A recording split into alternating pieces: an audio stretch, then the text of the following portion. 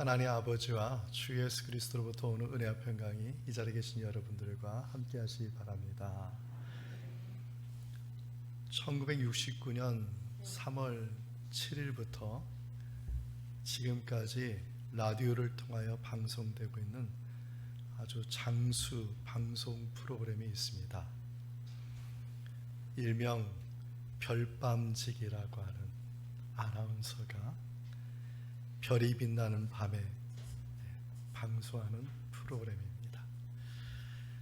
저는 개인적으로 중학교 때 처음으로 이렇게 포터블한 이런 카세트 테이프 라디오를 처음 집에서 구경을 했어요. 딱 트니까 라디오 주파수 딱 맞추면 그냥 라디오가 막 나오고, 그 다음에 테이프를 누르면 테이프가 막 나오고, 너무나 신기했어요. 아마 청소년 때 그런 것이 있으면 누구나 그러한 라디오 테이프를 옆에 끼고 살지 않았을까 싶습니다. 당시 제가 청소년 때 가장 인기 있는 프로그램이 뭐였냐면 라디오 별이 빛나는 밤이었습니다. 많은 청소년들이 그 프로를 봤습니다. 들었습니다. 그리고 그 청소년 그 사춘기 시대의 그 소년 소녀들이 겪어야 될 그런 아픔과 그런 어떤 고통과 힘듦을 아나운서의 멘트를 통해서 또 신청곡을 통해서 또 위로받고 격려를 받았어요. 이 프로그램이 저녁 10시 5분부터 12시까지 합니다. 한밤을 딱 지나는 거예요. 그러면 12시 지나면 새벽이 오는 겁니다. 하루 동안에 공부 아니라 스트레스 받고, 여기저기 잔소리 들으니라 스트레스 받고, 또 이것저것 또 부족해서 스트레스 받았는데, 그 별이 빛나는 밤에 그 프로그램을 들으면 그냥 그 하루가 그냥 마감이 되는 거예요. 12시 돼서 이제 창문을 딱 열면은 정말 저 하늘에 없는 것 같은데 별이 반짝반짝 빛나는 걸 보면서 새로운 아침을 맞이하는 그런 의미가 있었습니다. 저는 오늘 우리가 읽은 로마서가 이와 같은 의미를 준다고 볼 수 있습니다. 바울은 이 서신을 통해서 로마 교회 성도들이 어두운 고난의 그러한 시기를 보내고 있을 때 이 복음서, 이 서신서를 통해서 이제는 새로운 그 복음을 통한 정말 하늘에 반짝반짝하는 그 믿음을 새롭게 확립시켜주는 그러한 의미가 로마서의 의미라고 볼 수 있습니다. 저는 오늘 본문을 통하여 로마의 성도들에게 어떠한 신앙의 의미를 깊게 남겨주었는지, 또한 오늘날 우리들의 신앙에 또한 어떠한 의미가 있으며 우리는 어떠한 삶의 스토리를 만들어 가야 될지 본문을 통해서 생각해 보고자 합니다. 첫째는, 바울은 성도라는 존재는 하나님의 택함 받은 사람이라는 것, 하나님께서 택하여 주셔서 성도가 되었다는 것에 대해서 아주 중요한 강점을 보여주고 있습니다. 본문의 1절의 말씀을 함께 읽겠습니다. 예수 그리스도의 종 바울은 사도로 부르심을 받아 하나님의 복을 위하여 택정함을 입었으니, 이것은 사도 바울의 고백이면서 1절부터 7절의 말씀을 전체를 보면은 너희들도 똑같은 선택받은, 택함받은 그러한 사람이라는 것에 대해서 말하고 있다는 것입니다. 바울이란 이름, 헬라식 이름이죠. 왜 이 사람이 헬라식 이름을 갖게 되었을까? 이 바울은 로마의 시민권이 있는 사람입니다. 로마의 시민권이 있는 사람은 헬라식 이름을 반드시 갖게 되어 있었던 것이죠. 그래서 이 바울이라는 이름이 이방인들에게 많이 알려진 것은 헬라식 이름으로 봤을 때 그들은 그 사람을 뭐라 부르는? 바울이라 부르는. 바울이란 뜻은 작은 자라는 뜻입니다. 바울에게는 또 다른 이름이 있죠. 히브리식 이름 사울이라는 이름입니다. 사울이라는 이름은 작은 큰 자란 이란 뜻인데, 유대인들이 봤을 때 그를 누구라 부르냐? 그를 바울이라 부르지 않고 그를 뭐라 불러요? 사울이라 부르는 거예요. 왜 그러냐면 이 사람은 두 가지 이름을 동시에 가지고 있었기 때문에 어떤 사람이 보느냐에 따라서 이는 사울이고 이는 바울이라 이렇게 불렀던 것이죠. 그럼 이 사람이 유대인들에게 사울이라고 불렀을 때 어떠한 사람의 그러한 모습을 가지고 있었는지 사도행전 7장과 8장에 그 내력을 잘 말해주고 있습니다. 그가 사울이라고 불렀을 때 그는 스데반 집사, 스데반 성도를 순교시키는 데 주도한 사람이었고, 예루살렘 교회를 핍박하는 데 앞장선 사람이었고, 이것도 부족해서 멀리 해외에 있는 기독교인들, 유대인들을 잡아들이기 위해서 다메섹으로 갈 정도로 그냥 하나님께 충성된 그런 사람이었습니다. 그가 다메섹에 갈 때의 이야기죠. 갑자기 하늘에서 빛이 내려오는데, 성경에 보면 그냥 빛이 비쳤다가 아니라 빛이 내려와서 그를 둘러쌌다 이렇게 말합니다. 그러니까 아주 특별한 빛이죠. 그 빛과 함께 하늘에서 소리가 났어요. 사울아, 사울아, 내가 어찌하여 나를 박해하느냐. 사울이 깜짝 놀란 것이죠. 하늘에서 음성이 들리는 게 하나님의 음성인데, 그래서 묻습니다. 주여, 주여, 당신은 누구입니까? 하늘에서 소리가 들리죠. 나는 내가 박해하는 예수이니라.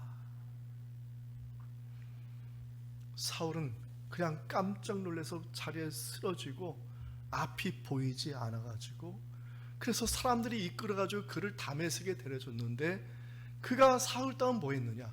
앞은 보이지 않고, 그리고 큰 충격에 빠져가지고 사흘 동안 먹지도 마시지도 아니하였다고 성경은 기록하고 있습니다. 사울은 하나님을 위해서, 하나님을 위하라면 자신의 목숨까지도 바치려고 하는 그러한 충성된 사람이었어요. 그래서 기독교를 박해하였던 것이죠. 근데 기독교를 박해했는데 그 박해받는 예수님이 바로 하나님이라는 사실에 깜짝 놀란 것이죠.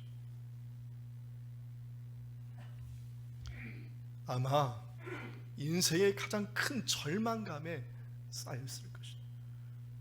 자기가 존재하는 이유가 뭐냐? 하나님께 충성되게 일하는 게 이게 존재의 의미였는데, 그런데 그 하나님의 일을 방해하고 있었으니 이것이 나의 삶의 존재를 완전히 망가뜨리고 잃어버리는 그러한 인생의 위기에 있었던 것입니다. 눈물이 나고 가슴은 아팠고 삶은 잃어버리고 존재의 의미도 잃어버리고, 자기가 가장 의로운 자는 줄 알았더니 이제 보니까 자기가 가장 죄인 중에 죄인이라는 것을 깨닫게 된 것이죠. 그때 당시에 그 상황을 말씀으로 전한 것이 디모데전서 1장 15절 말씀입니다. 우리 함께 읽겠습니다. 미쁘다 모든 사람이 받을 만한 이 말이요, 그리스도 예수께서 죄인을 구원하시려고 세상에 임하셨다 하였도다. 죄인 중에 내가 괴순이라. 아멘. 죄인 중에 가장 큰 죄인 누구냐? 바로 나. 예수를 핍박하였으니 내가 과연 세상의 죄인 중에 가장 큰 죄인. 인생의 끝자락에, 인생의 마지막에 그가 놓였던 것입니다. 미국의 카일 아이들먼이란 목사님이 쓴 책 중에 나의 끝, 예수의 시작이라는 책이 있습니다. 여기에서 다음과 같이 말씀하셨습니다. 나의 깨어짐이 예수님의 시작이고, 나의 애통함이 예수님의 시작이고, 내가 낮아짐이 예수님의 시작이고, 나의 벌거벗음이 예수님의 시작이다 라고 말하였습니다. 참 공감이 되면서 많은 것을 느끼게 합니다. 이 카일 아이들먼이란 이 목사님은 참 예수님을 만나신 분이구나. 왜 주님께서 깨어지고 애통해하고 낮아지고 벌거벗은 인생을 다시 시작할 수 있도록 주님께서 은총을 베풀어 주실까? 저는 그 이유가 주님께서 그 사람을 택하여 주셨기 때문에, 주님께서 그를 선택하여 주셨기 때문에 다시 시작할 수 있도록 은총을 베풀어 주셨던 것이죠. 여러분의 자녀가 한 번 실수했어요. 그럼 여러분 다시 기회를 안 주시나요? 다시 기회 주시잖아요. 3번, 4번, 5번, 10번 실수했어요. 여러분 그때도 기회 안 주시나요? 기회 주시잖아요. 내 자식이 아니라면 한두 번이면 끝나지만은 내 자식이기 때문에 10번이고 100번이고 내가 그에게, 그녀에게, 그 딸에게, 그 아들에게 기회를 주는 거 아니겠습니까? 실상 로마 교회는 대부분이 노예들이었습니다. 깨어지고 애통해하고 낮아지고 벌거 벗겨진 그러한 인생들이었어요. 그 당시에 노예 시장에 가면은 노예를 어떻게 팔았냐면 벌거 벗겨서 팔았다는 거예요. 그 수치와 그 아픔을 뼈저리게 느끼고 있는 사람들이 로마의 성도들이었습니다. 바울은 주님이 나만이 택한 것이 아니라 그들에게 말합니다. 너희도 하나님께서 택한 백성이요 자녀라고 말하고 있는 것입니다. 이 자리에 계신 여러분, 어렵고 힘든 상황에 있습니까? 그러나 걱정하지 마십시오. 주님께서 당신을 택하여 주셨다는 그 믿음 잃지 마시기 바랍니다. 저를 따라서 하겠습니다. 하나님께서는 나를 택하여 주셨습니다. 할렐루야. 이 택함 받은 이 은혜는 누구도 바꿀 수 없는 믿음입니다. 에베소서 1장 5절에 그 예정에 대한 말씀이죠. 함께 읽겠습니다. 그 기쁘신 뜻대로 우리를 예정하사 예수 그리스도로 말미암아 자기의 아들들이 되게 하셨으니 아멘. 사랑하는 성도 여러분, 예수님은 죄인 중에 죄인이고 죄인 중에 괴수인 바울을 불러서 사도로 소명하여서 사도로 일하게 하여 주셨습니다. 깨어짐과 애통함과 낮아짐과 벌거벗음의 그러한 상황 가운데서 절대 포기하지 마십시오. 하나님은 우리를 택하여 주셨기 때문에 우리를 다시 회복하여 주시고 하나님께 영광 돌리고 쓰임받는 그러한 저와 여러분 다 되게 하여 주실 줄 믿습니다. 둘째로, 이렇게 우리를 택하여 주신 목적이 무엇일까? 바로 복음의 사람이 되게 하기 위함입니다. 저와 여러분을 복음의 사람이 되게 하기 위함. 그 복음은 무엇을 바탕으로 두고 있을까? 오늘 성경에 말합니다. 본문의 2절 말씀을 함께 읽겠습니다.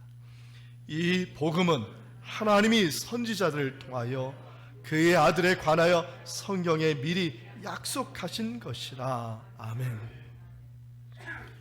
복음, 그 뉴스, 이 복음의 기초, 이 복음의 바탕이 무엇이냐? 성경 말씀이라. 구약의 성경 말씀, 미리 예언한 말씀, 그 말씀을 가지고 선지자들이 예언을 하였고, 그 말씀이 선지자의 예언을 통하여 성취되어서 이 땅에 성육신하신 그분이 누구냐? 예수 그리스도라는 것입니다. 아주 짧은 구절이에요. 바울은 이 짧은 구절 안에서 이 성경 말씀에서, 그 성경 말씀에서 비롯해서 예수님께서 이 땅에 오셨는데 그 예수님이 신성과 인성을 아주 짧게 또 구체적으로 설명하고 있습니다. 인성적으로는 육신적으로 다윗의 후손으로 태어났고, 신성적으로는 성령으로 인하여서 성령으로 하나님의 아들로 나셨고, 십자가에서 죽으셨지만 부활하시고 승천하셔서 그 하늘로 승천하신 그분이 지금 우리 가운데 거하고 계시다는 것입니다. 그러므로 구원은 하나님이 미리 말씀하신 성경 말씀을 바탕으로 복음이 이루어진 것이고, 이 복음을 믿는 자에게는 누구든지 구원을 받는 하나님의 은혜를 받게 된다는 것입니다. 사도행전 16장 31절 말씀을 함께 읽겠습니다. 이르되 주 예수를 믿으라. 그리하면 너와 내 집이 구원을 받으리라. 아멘. 복음은 반석과 같은 성경 말씀을 바탕으로 하고 있습니다. 만약에 성경 말씀이 바탕이 되지 않는 복음이라면 그것은 거짓이고 사기이고 그리고 이단 사이비가 되는 것이죠. 헛된 사기꾼의 말에 되는 것이죠. 로마서의 이 처음에 이 복음이 어디에 기초가 있는지 사도 바울은 분명하게 말하고 있어요. 너희들 가운데 거짓 교사가 있느냐? 그 거짓 교사들의 말을 듣지만 복음은 성경 말씀에 기초하고 있다고 분명히 선포하고 있는 것입니다. 수영을 배워보신 분들은 잘 아실 겁니다. 저도 수영을 배울 때 참 물이 겁이 났어요. 그럼 수영장에 들어가면 자꾸 수영 선생이 자꾸 물 안으로 들으라고 합니다. 그러면 물 안에 들어가면 무엇부터 확인하는 줄 아십니까? 바닥부터 확인합니다. 내가 바닥에 지금 서 있는지 아닌지 확인하게 돼요. 그러면 수영 선생님이 좀 더 깊은 데로 자꾸 데려가는 거예요. 그러면 그 순간까지 꼭 내가 확인하는 건 내가 지금 바닥을 밟고 있는지 그거 확인하는 것이죠. 물이 두렵지 않습니까? 그럼 수영 선생님이 그럼 숨을 참고 잠시 한번 잠수를 한번 해보라고. 그럼 잠수하는 그 순간 푹 하고 들어가면 공중에 떠 있는 것 같이 물속에 떠 있는 것이죠. 근데 금방 또 보통 사람 30초 40초 이렇게 버티는데 한 10초 되면 바로 일어섭니다. 왜 일어서는지 아시죠? 숨이 막혀서가 아니라 내가 지금 바닥에 지금 바로 서 있나 안 서 있나 확인하는 거예요. 그래서 숨 참고도 있다 한 10초만 5초만 지나면 하면서 내가 지금 바닥에 서 있나 확인하는 것이죠. 땅 위에서도 마찬가지 아니겠습니까? 공중에 떠다니고 다 사는 사람이 없지 않습니까? 땅의 식물도 땅에 뿌리를 내리고 사는 것입니다. 신앙의 바탕을 모르면 모래 위에 지은 집과 같습니다. 사상 누각이 되는 것입니다. 바울은 당시 로마의 노예 신분에 있으면서 교회에 들어와서 성도가 된 그리스도인들에게 너희들의 지금 복음이 바탕이 무엇인지 분명히 말하고 있어요. 그것은 바로 하나님의 말씀, 성경 말씀이고 너희들은 그래서 그 복음을 붙잡고 살아야 된다는 것입니다. 천사로부터 이 수태고지를 들은 마리아의 이야기 잘 아실 겁니다. 근데 수태고지를 또 들은 사람이 있어요. 마리아의 남편 요셉입니다. 그런데 이 두 사람을 보면은 공통된 점이 있습니다. 처음에는 그 수태고지를 듣고 놀래요. 두 번째는 두려워해요. 세 번째는 뭐죠? 믿음으로 이겨냈습니다. 처음에는 놀랍죠. 왜 그러냐면 예수님께서, 하나님께서 육신의 몸을 입고 이 세상에 오신다는 그 아기 탄생의 이야기가 어떻게 믿겨질 수가 있게. 그래서 두렵고 그래서 떨렸던 것이죠. 근데 왜 마지막에 믿었느냐? 하나님의 말씀은 반드시 이루어지는 것이기 때문에 하나님의 말씀을 믿은 거예요. 하나님의 말씀. 우리가 힘든 일을 당하고 어려운 당할 때 처음에는 두렵잖아요. 떨리잖아요. 그 다음 뭡니까? 믿음이 온다는 것이죠. 그 믿음이 바로 하나님의 말씀을 믿기 때문에 견디게 되고 이기게 되는 것이 아니겠습니까? 마틴 루터가 믿음을 다음과 같이 말했어요.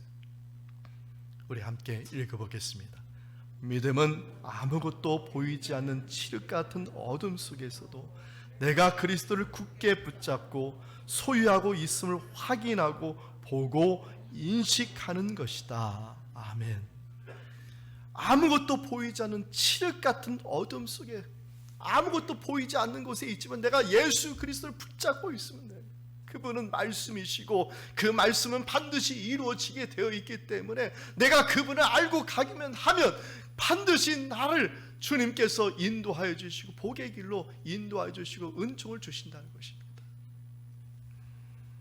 시편 23편 4절 말씀 우리 함께 읽겠습니다. 내가 사망의 음침한 골짜기로 다닐지라도 해를 두려워하지 않을 것은 주께서 나와 함께 하심이라. 주의 지팡이와 막대기가 나를 안위하시나이다. 아멘. 여러분 이 말씀을 믿으십니까? 확실히 믿으십니까? 복음을 붙잡으십시오. 말씀을 붙잡으십시오. 그 붙잡는 믿음 가운데서 우리 주님께서 그 믿음대로 역사하여 주실 줄 믿습니다.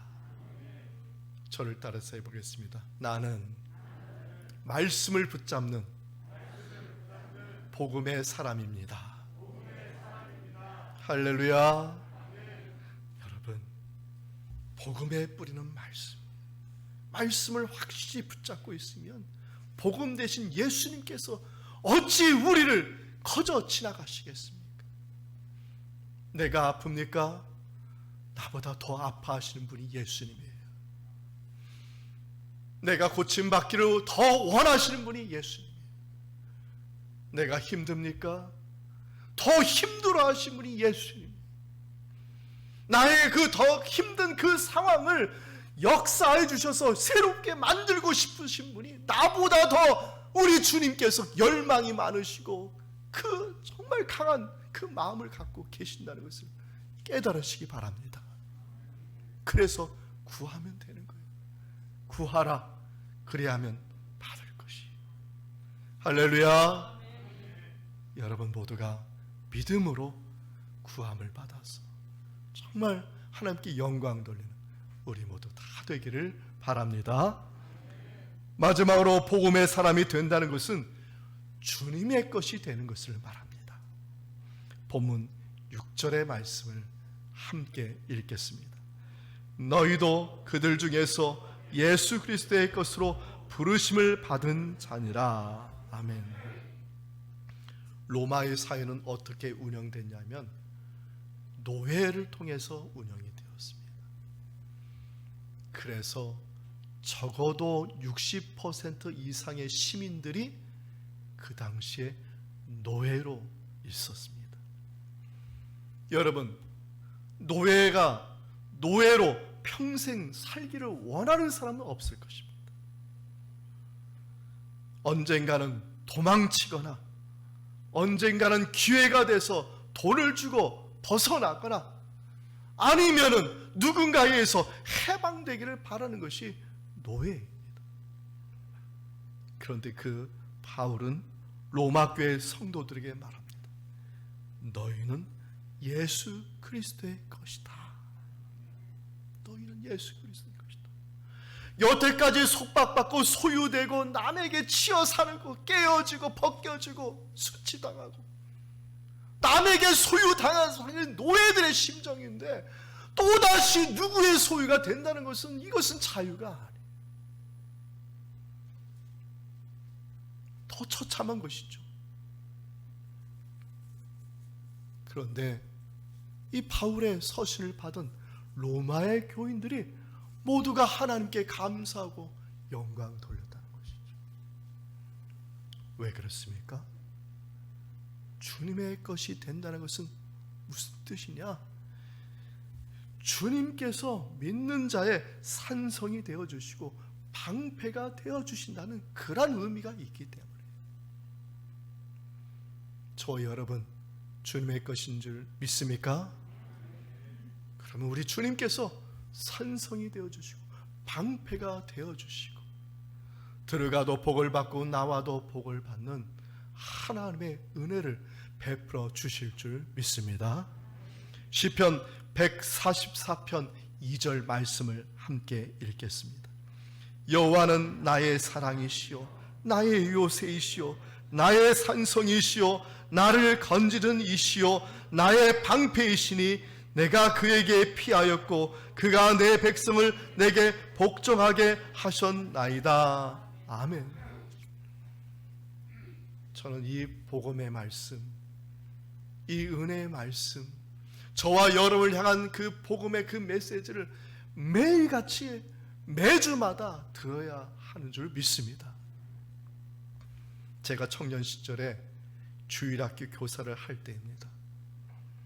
제가 그때 큰 감동을 받은 책이 양승헌 목사님이 쓰신 뚫린 귀라는 책입니다. 주일학교 책 중에 베스트셀러이죠. 당시에 목사님께서 교사 수련회 오셔서 이 책을 소개하셨어요. 처음에는 귀를 뚫는 것이 어린이 교육과 무슨 상관이 있는가라고 의문을 가졌습니다. 그런데 강의를 듣고 책을 보고 나서야 저의 무지함을 회개하게 되었습니다. 구약의 율법에 따르면 유대인들 중에 자기가 스스로 자원해서 종이 되기를 원하는 자들이 있었습니다.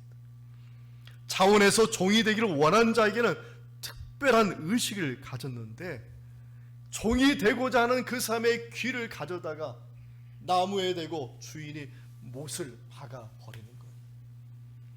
그리고 그 구멍난 그 귀에다가 주인의 이름이 적혀있는 써져 있는 귀걸이를 달아서 그래서 종으로 섬기게 하였던 것입니다. 저는 이것이 어린이뿐만 아니라 우리들도 마찬가지라고 생각합니다. 우리들의 귀에도 구멍을 뚫어야 돼.